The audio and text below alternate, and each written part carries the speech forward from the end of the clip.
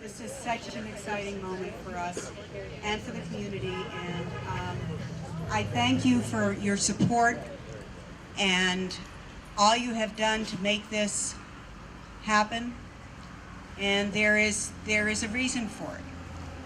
This library has grown. We had a vision for what we wanted to do, and the vision kept growing and growing as more and more people started to use the library. And we cannot have this evening, this event, without bringing some recognition to those people who really make the library what it is, and that's the staff. And I wish you would all have a round of applause for the staff of the Centerville Library.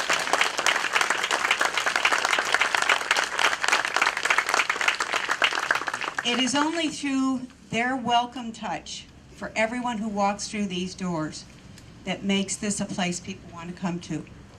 So thank you with all my heart. This has been a tough week, and I thank you for all you've done. Now, we have a very special treat for you this evening. We're introducing the Barnstable Junior Music Theater, and to speak for them is Greta Weber.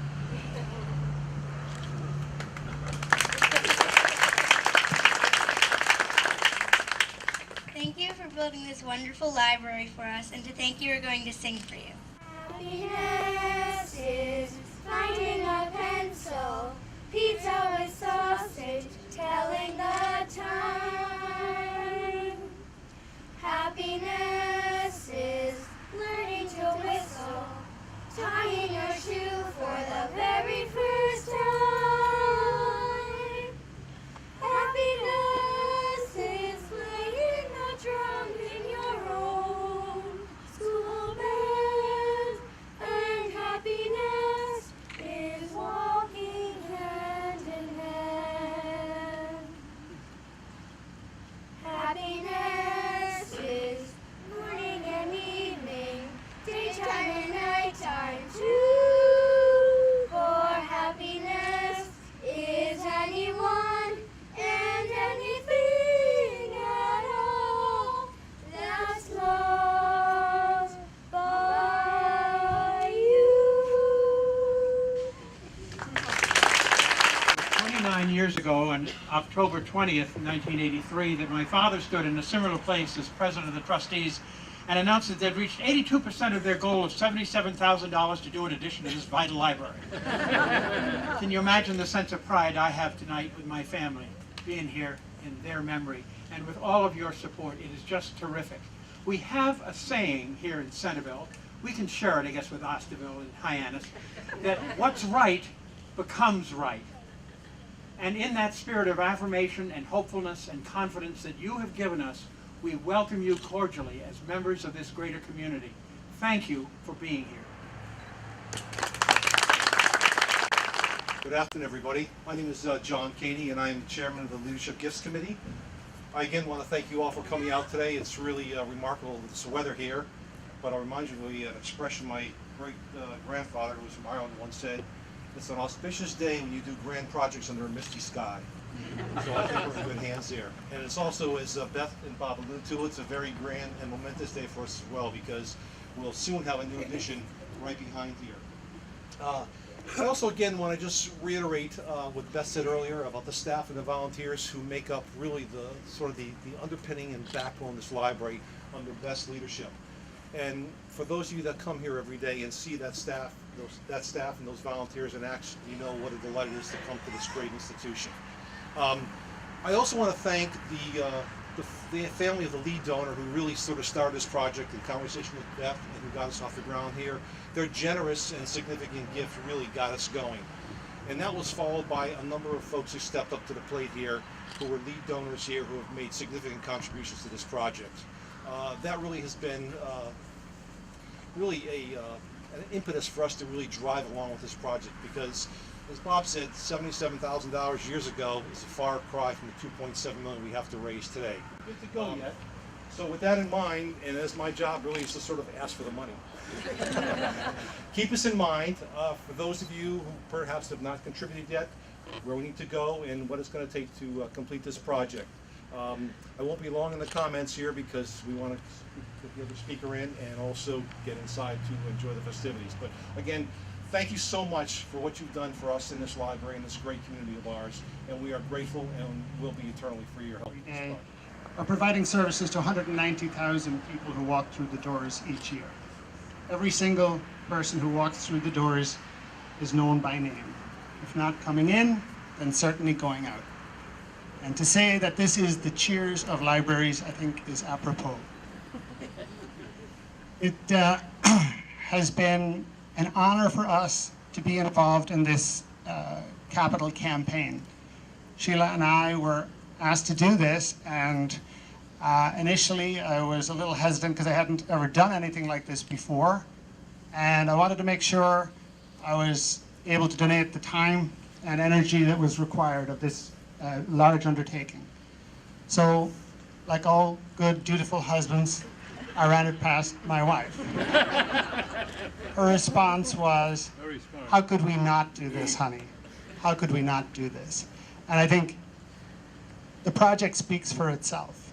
This is an incredibly classy endeavor. You will barely see the additional 4,800 square feet of new construction from the road. You will only see the 3,700 square feet of rehabbed construction on the inside if you walk through the library. But if you're somebody who's experienced difficulty with access, if you have a disability or are handicapped and have had to use one of our bathrooms, then you will be pleased to know that access is going to be dramatically enhanced, and as a result, more people are going to be empowered to use the resources of the library. We keep saying, this is not your grandparents' library.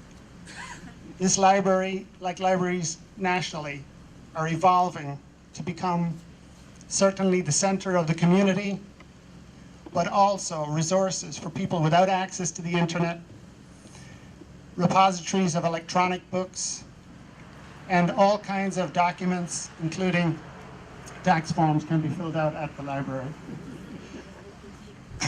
This is a unique institution. It's very much embedded in the heart of this village and in this community. And I want to thank all of you who have supported us so far. And I would ask something else of you, and that is to become ambassadors on an ongoing basis for the library and encourage your other friends, acquaintances, and family members to donate so that we can reach our final goal of $2.7 million. It was our grandparents and our parents who built what you see here today. It has never been easy to raise money, and it has never been easy to pull off a project of reconstruction or addition. And so, no matter how difficult the economy may be, no matter how personally we may feel, oh, this is a bridge too far, I can tell you that this is very much a value-driven project and will leave a legacy for many people who you will never meet. This is about spanning the generations, from the children who you heard from Barnstable Junior Music Theatre, right through to the elderly who use this on a daily basis to read newspapers, drink coffee, and feel like they're part of a community, something that is all too rare. It is 10 years now since we became involved with the library during Story Hour, when our children met Miss Penny and her Miss Jessie. And one of the great things about the project is that the Children's Story Hour area is going to be renovated so that there's no more mold for the children to inhale and no more doctor's visits as a result. We are always reminded, Sheila and I, we're not from Cape Cod, but we feel very much part of this community now. We are impressed, to put it mildly, with the level of philanthropy Cape-wide. And we are particularly impressed with the philanthropy in Centerville. And to me, it is the essence of America. It's private people coming together, making a donation to leave a legacy for the public good. There is no better cause that you can give your time, energy, or funds to than this particular library. And so with that, I would like to thank you all today for coming, and in the words of a great United States President, ask not what your library can do for you, but rather ask what you can do to help Centerville Library. Thank you very much.